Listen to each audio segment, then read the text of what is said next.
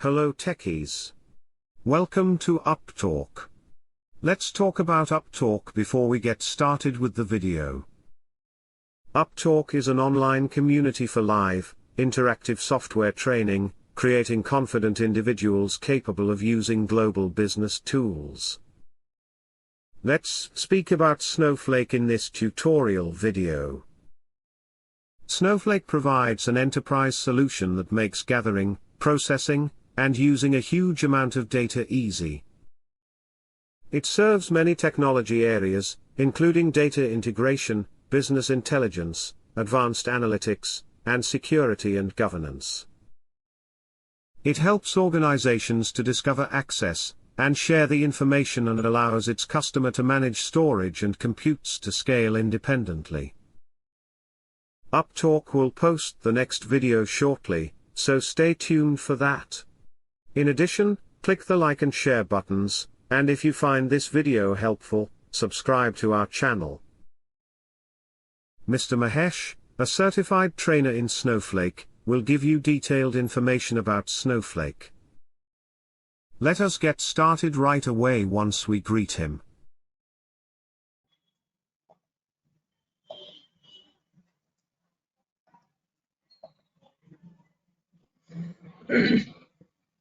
Okay. So we'll continue yesterday's topic, Snowpipe. So yesterday we created one bucket, policy, role, integration object. Yeah, these are nothing related to Snowpipe, but this is how we'll create an integration object in Snowflake. Okay. Yes. Some sounds.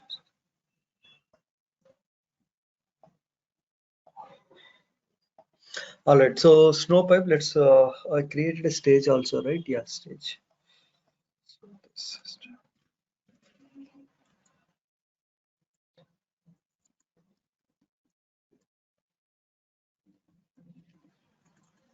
Create Snowpipe. And Okay, so what is the use of Snowpipe in brief? What is the purpose? it's to stream the data into Snowflake.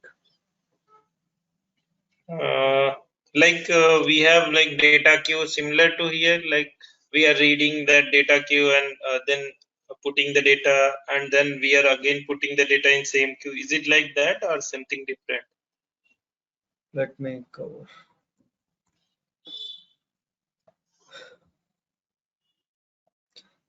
Okay, this is your source system. That could be SAP, Salesforce, Oracle, Microsoft, any system. This is cloud. This is your Snowflake. So till now we have seen we'll extract the data from here. We'll put the data into this layer, S3 layer. So how you are moving the data from S3 to Snowflake? Using the copy command, right? Yes. You are manually running copy command, right? Yes. So using Snowpipe, once you upload a file into S3, the file will automatically gets copied into Snowflake. So if you heard about streaming, so let's say we are sending a message to someone, then what is that? The message, the other person will receive the message in real time, right? Yes. You send a message, other party will receive. Same like there is a concept called, this is called batch jobs. You know the ETL process, right? Extract, transform, and load. You will load the data every 1 minute or end of the day. ETL jobs are like scheduled like daily jobs, monthly jobs, weekly jobs, right? Whereas in streaming, if you heard about these tools, Kafka, Spark structured streaming, AWS Firos, what are these tools will do? These tools will stream the data real time. Means as soon as the source produces the data is immediately moved into database. That is called streaming. What is batch job? You will schedule one ETL job. Okay, morning 9 o'clock, extract the data from the system. Morning 9 o'clock, transform the data, load the data into Snowflake or Oracle, any other system. Those are called batch jobs. Okay, batch jobs we will do. There is some frequency that could be overnight job day. They'll do it, and after the business they'll move the data. Then there will be like weekly batch jobs or monthly. Okay, whereas in streaming the data is moved real time into database. So Snowpipe help you achieving this streaming. Is it clear? Yes. Action only. ETL you need to schedule, run it like after night 11 o'clock. Then Mhm. it'll run only at night 11 o'clock. Okay.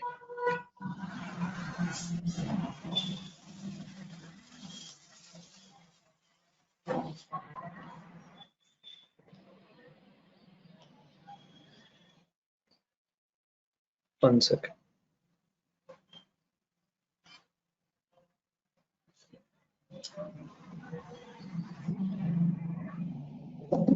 Yeah.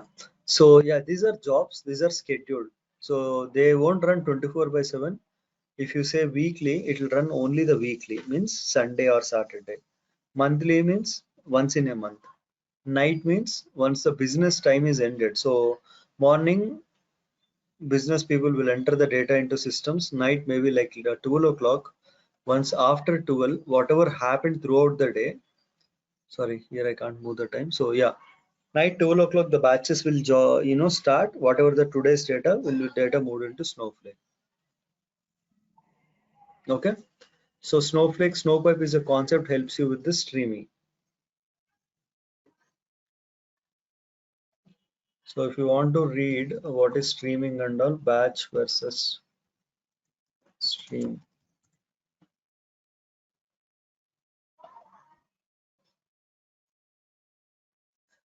Batch processing deal with non-contagious. It is fantastic handling it quickly, but doesn't really get.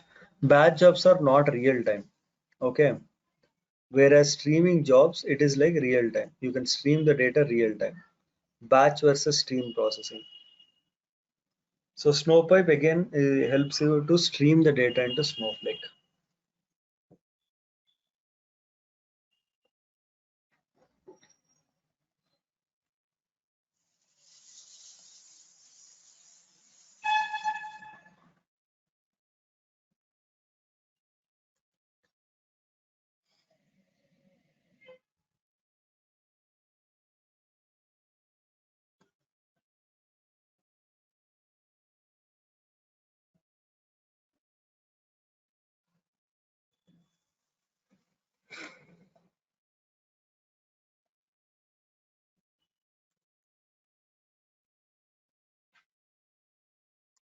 Create or replace tables, and I create a table. Now let's create a Snowpipe. Create a Snowpipe. So to create a pipe, the command is create pipe, and I need to give this pipe some name. Let's give it like Snowpipe underscore AWS auto underscore ingest is equal to true. As then copy into what is the table name users. So remaining it is same. So this is like only this line is new. Remaining and all it's not new. So okay, from where my data is in stage, right?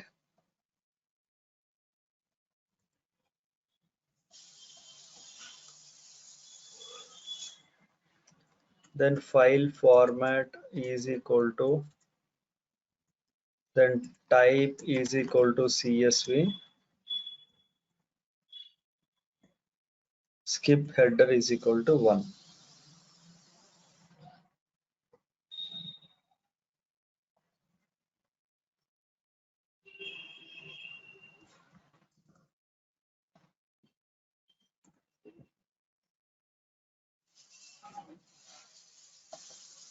Okay, you remember like same data, first of all same data won't come again and again. That is one, because incremental data when comes, right? That is one thing. Any company, you don't extract same data every day. You will extract new data. So if I'm extracting data today, I'll extract the data for 20th, not like again from, I'll go back to few years, I don't extract all the data, right? Agree? Right. So Yeah. if I'm loading data today, I'll load yesterday's data. So that file has a different name. Everything is different, right? So again, to give you some perspective on that, if you know source system, and again, if it involves in India, especially each team is responsible for different things. So in most Okay. cases, the data will come to S3, 99.99% the data will come to S3. So your role will be pick the data from S3 and copy the data into Snowflake. So in my project, I have a ADF resource, Azure Data Factory. His role is to extract the data and bring the data till S3. From S3, I will take, then I will work from the S3 to Snowflake. Inside Snowflake, any activities I will work. So I didn't get your question. So duplicate data, if you got, then you shouldn't like you should be careful like what data you are loading, because definitely you don't get duplicate data. But 20th, if the source system, maybe like if you extracted 19th and 20, that's where the data is getting duplicated. And the challenge is there in all the systems, not only in Snowpipe. It will be there in Oracle, it is there in whatever respective system you are working, it will be there for all the systems. Initially, we'll do the historical load. Let's say I have data from 2021, then Jan to till date, I will do one-time load. From tomorrow, like let's say Friday, I will load the 21st data. Again, I don't daily load like from January 2021 to till date.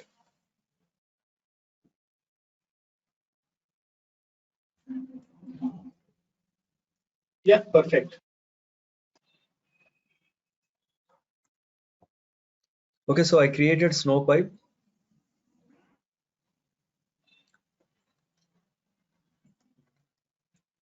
Describe pipe.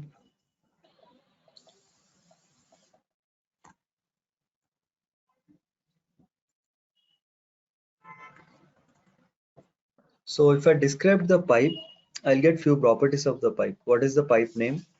In which database? What schema? And definition.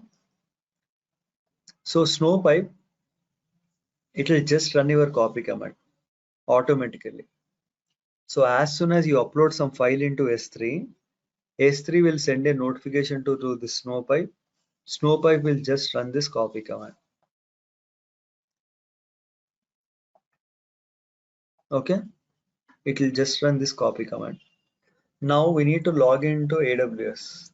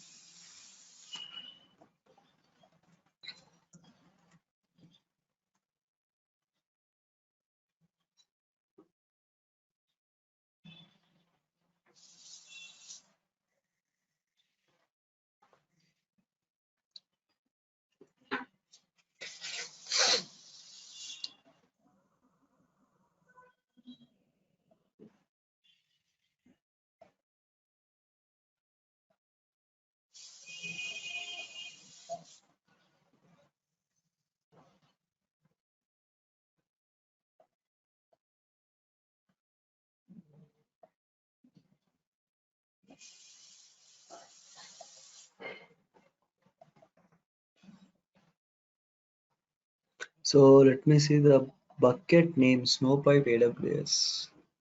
Let me search for this bucket. So this is the bucket we created. Okay, I'm using the existing bucket, right? So yeah. So I'll go to the properties. After going to the bucket, go to the properties.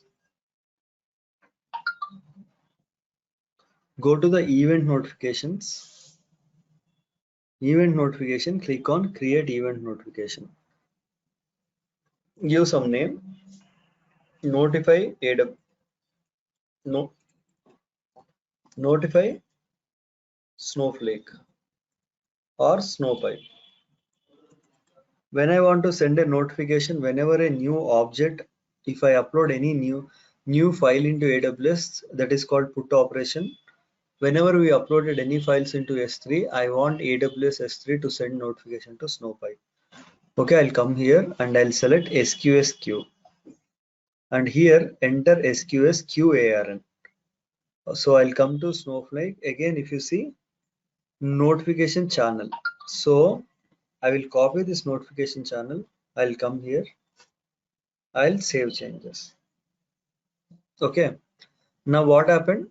I created a notification channel. That means if any file lands in this S3 bucket, S3 will send a notification to Snowpipe that saying like, okay, I have this new file loaded. Okay. So now let's query this table. Select star from users. There will be 0. Now what I'll do? I'll just upload a file. Add files. Users datasets. Upload. Okay. Now in order to copy, guys, earlier if I run this command, what will happen? The data will be copied, right? So now I'm not running anything. See, in some time, my data will automatically get copies.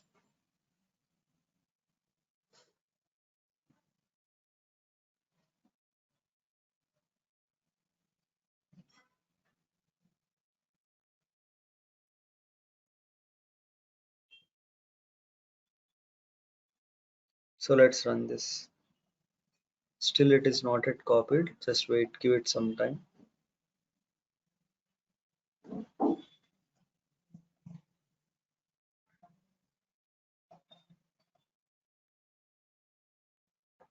Let me list this stage just to be on safer side. Yeah, I have this file.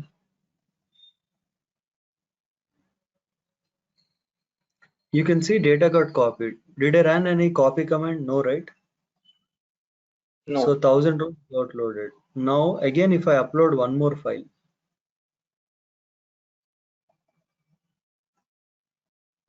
okay. So let's wait for another 10 seconds. 23.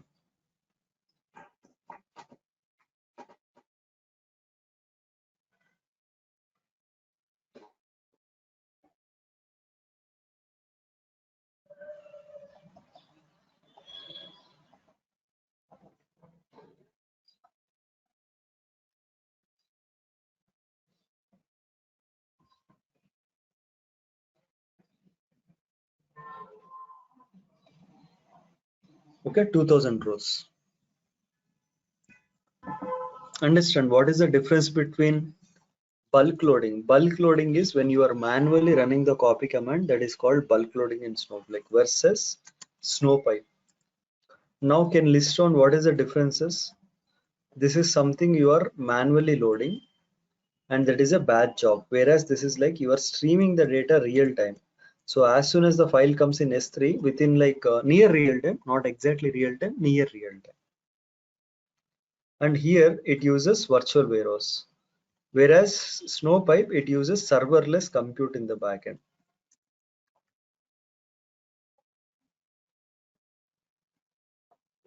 Understand? You are been like working in this domain, right? So if I give you table and if I give you 10 files, how that will work? You will sort it out like whatever the files you want to load, you will load, right? Not like all the files into one table. Yeah, as simple as that. It depends upon how we are configuring. Suppose if I create any sales folder here, I'll create one folder, create folder, then I'll give it like a sales. Then all the sales data I'll keep it here, right? And here I'll Okay. come here and I'll put sales. If other files, Yes. then again other folders and other files, obviously. Okay. S3 itself, we are deciding which file we need to put. Exactly. Even ETL jobs, right? ETL jobs, if you are using Informatica Talent or anything, everything will design, right? Then it's not like we'll dump 1000 files and again we'll ask Snowpipe, okay, read that 1000 files, then whatever it is users, load that only that data. We are not doing that, right? Everything is organized. We'll create a folders, then we'll Yes. identify the tools. So that is like, yeah, nothing different in Snowflake as well. let's see few scenarios which we'll face in real time. Okay, so one disadvantage or like one limitation, okay, one limitation with Snowpipe is okay, before doing that, let me give you a few comments. Now you want to check the status of the Snowpipe.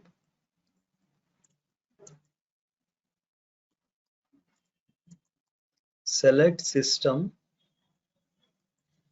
pipe underscore status. What is the pipe name?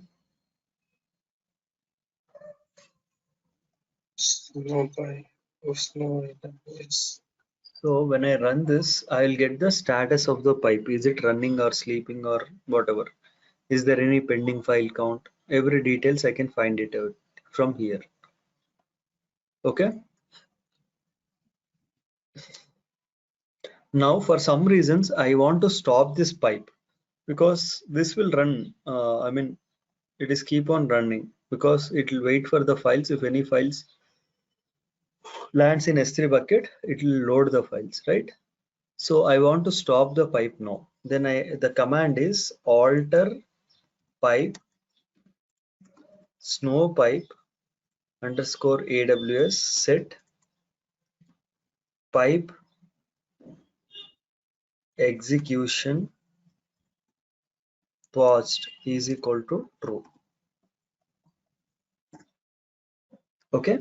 Now if I check the status of the pipe is paused. Okay. Now let's load one more file.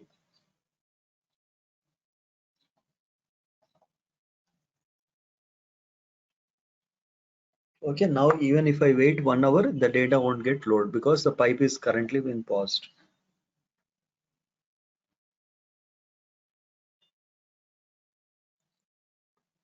Okay, so few comments: show table, show stages, something like so show pipes. If you If want it is to drop paused, it, yeah, it's not loaded.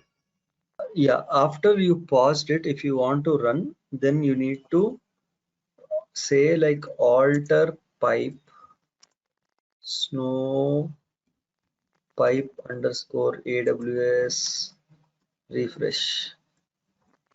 okay. Refresh will again it starts running. Yeah, we'll see. We'll wait for some more time. So Okay. now I think it should be around 2000 rows. I'm expecting 1000 more rows.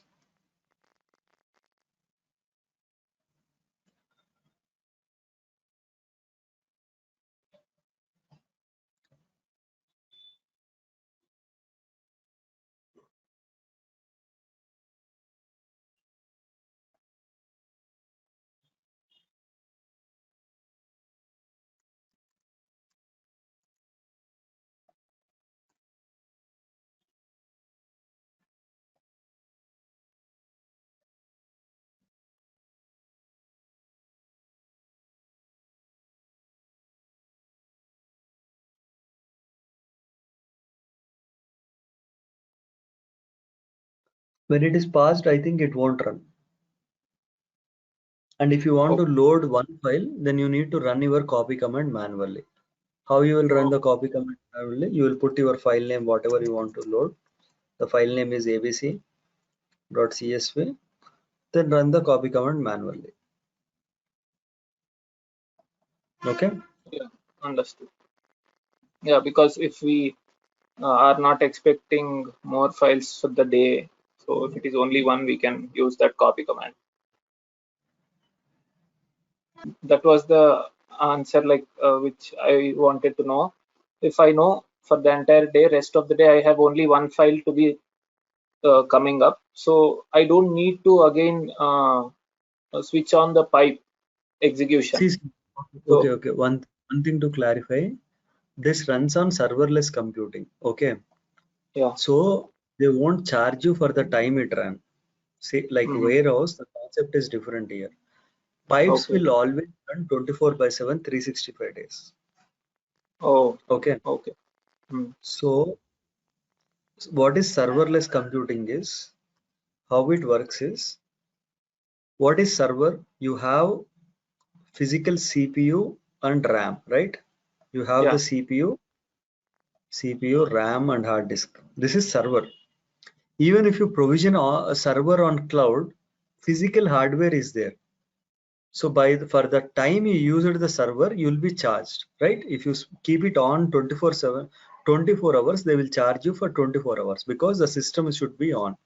What is serverless is? Serverless is like, you can go through what is serverless computing and all. What is serverless? Let's say here I deployed my Python code. Let's say, let's just take Zomato app. If the Zomato has to run 24/7, we need server, right? Definitely Zomato needs server. What is serverless computer is, whenever I placed a order, then it's a piece of code in the backend, right? In order to take order from customer, it's a piece of code. Then what will happen? If the code has run for only 3 minutes, then AWS will charge you only for 3 minutes. They don't charge like 24 hours. But Zomato app will run 24/7. But if you are keeping the order, then the order logic is in serverless compute. They'll charge only for the 3 minutes, not for entire 24/7. So Snowpipe, even if you use or not use, they don't charge you. They'll charge you only when if you use the Snowpipe. So if you kept the file, suppose this file is 1 GB. In order to move 1 GB of data, Snowpipe took like 1 minute. They only charge you for 1 minute. They don't charge you for entire day.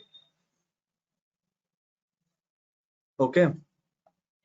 So even if you're running it manually or anything, if you are using manually, then it will take your normal warehouse. But if you are automatically loading, then it uses serverless framework in the backend.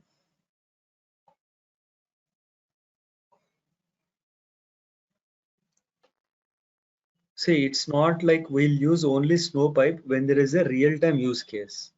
It is not any automation and all. So you need to understand there are two types of ways we load the data. One is using ETL. Those are called batch jobs. The second way is called streaming. Streaming is entirely different. In order to set up a streaming, there should be strong business use case.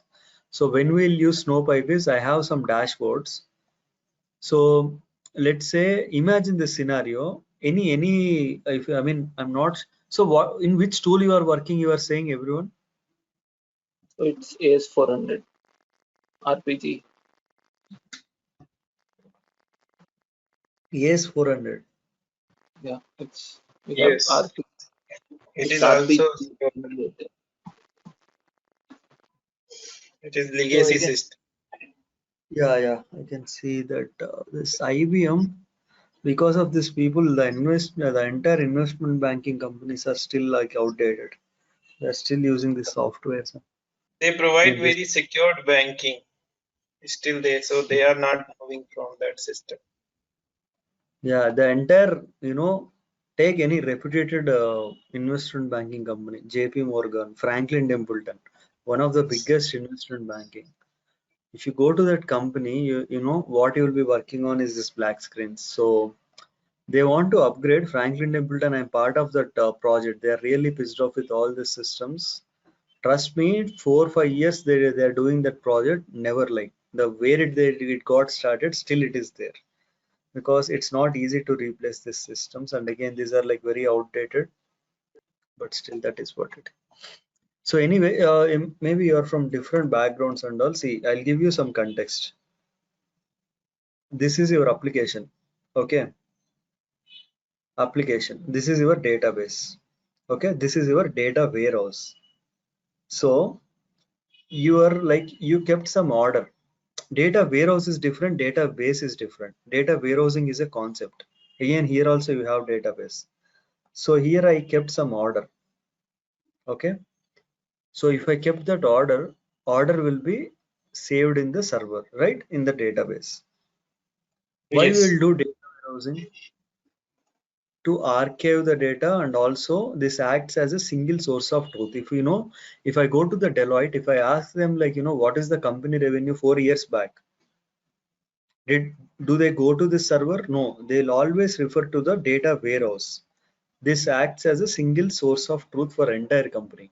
Even after 100 years, they want to go back and see what happens. They don't go here. They don't go to the application database. They will go to the data warehouse. That's why all the companies are spending millions of rupees maintaining the data warehouses. Anyway, to extract the data from this database to this database, we'll use something called ETL jobs.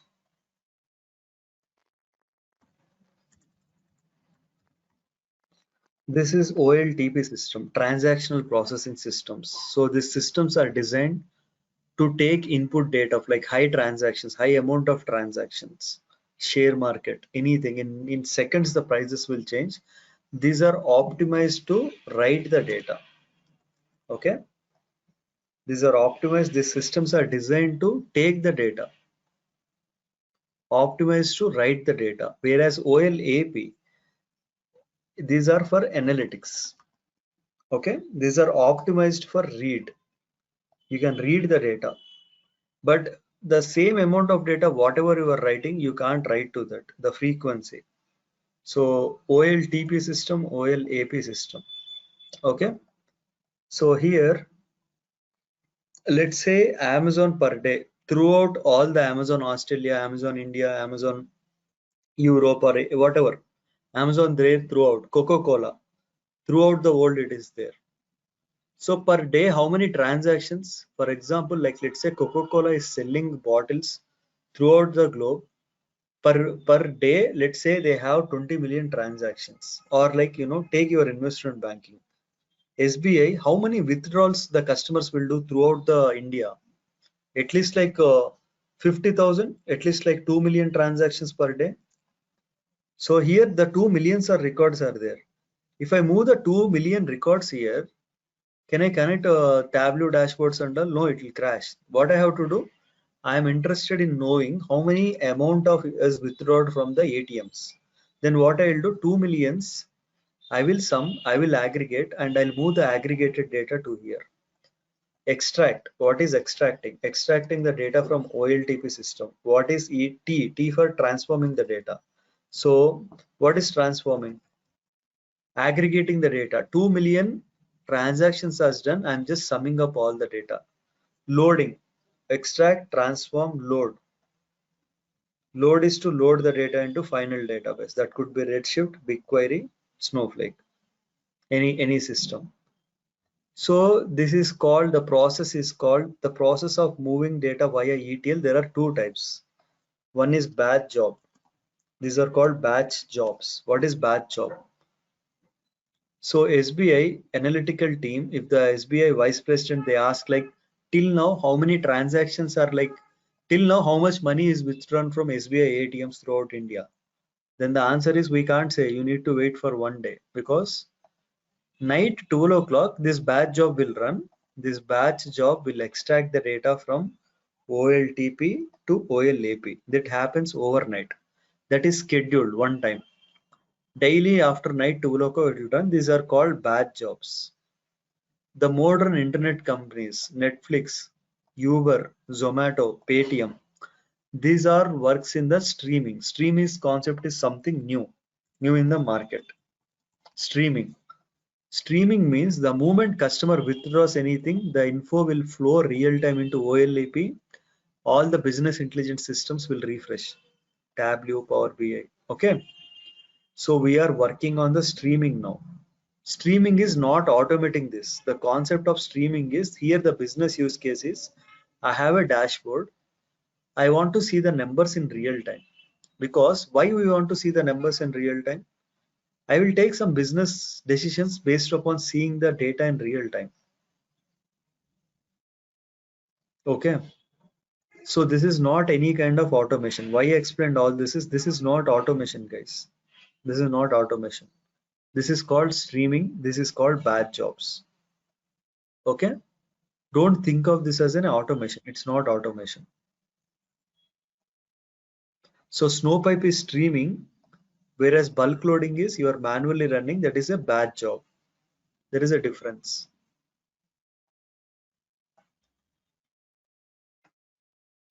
Here this is manual. You need to schedule it, whereas this is automatic.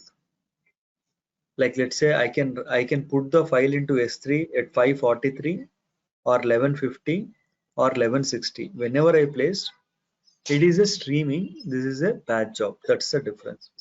What is ETL is nothing but extract, transform, and load. It is a process. Okay, it means it is not a tool, right?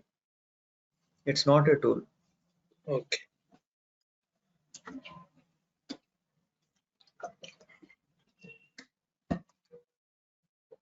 See, Snowflake is a database. Tableau is a dashboarding tool. Okay.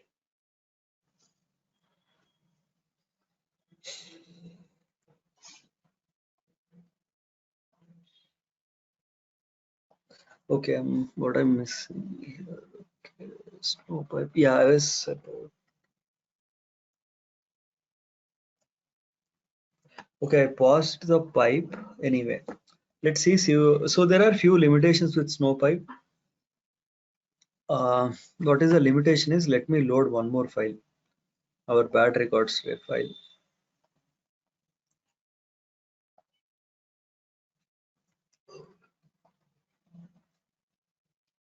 Now, will that load? Bad records won't get load, right? So now Yes. one limitation with Snowpipe is if any load got failed and all, then you won't get any notification. If any load is failed because of some reasons, okay, then you won't get notification. In that case, that is developer responsibility to manually go and check whether the data got loaded or not.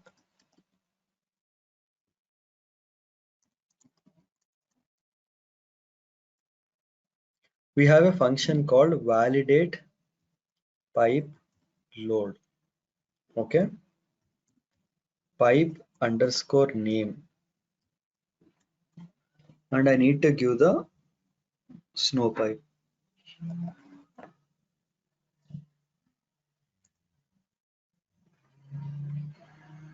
Okay, Snowpipe.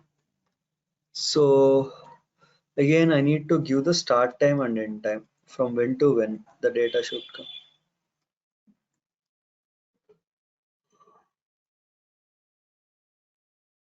Last 2 hours from current timestamp.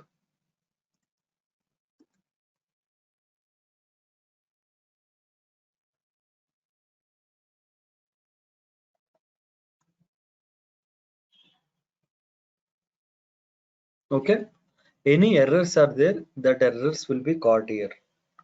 But that is your job. You have to manually go and validate the data.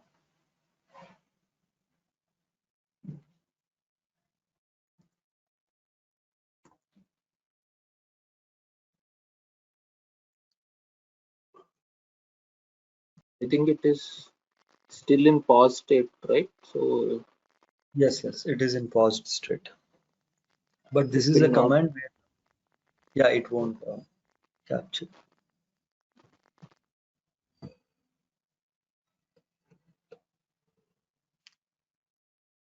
Okay, so this is one scenario. Snowpipe,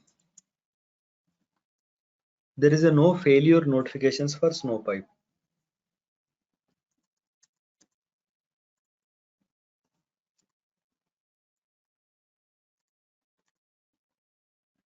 Okay, it's developer responsibility to go and manually validate the pipe. You can say it is a limitation. And next thing, second scenario. So in copy command, guys, on error is equal to continue. What are other things? On error is equal to continue is there, and Filter is there. yeah, files are there, pattern is there. You can use any all of this along with this copy command, right? Now I want to update one more thing. Maybe I want to skip 2 lines. Okay, then in that case you need to recreate the pipe. Okay, you need to recreate the pipe. If you want to update anything in the Snowpipe, you need to recreate it.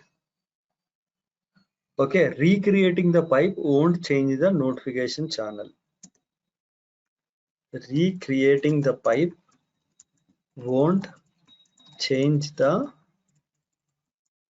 notification channel name. So when I described this pipe,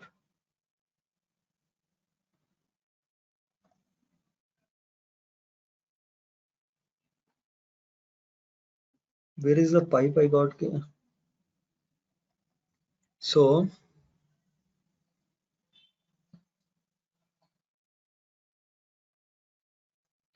W1Q, if I go here, properties,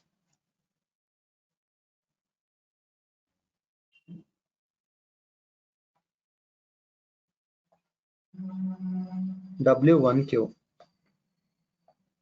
the notification channel won't get changed. W1Q, W1Q. Recreating the pipe won't create the notification channel name. If you update the copy command, then you need to recreate the pipe. Okay.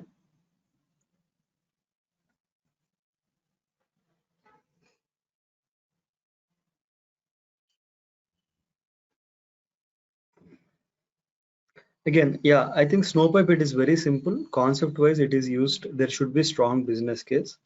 Please don't relate it to any automation. This is not automation. So this is like a streaming data into Snowflake. This is called as.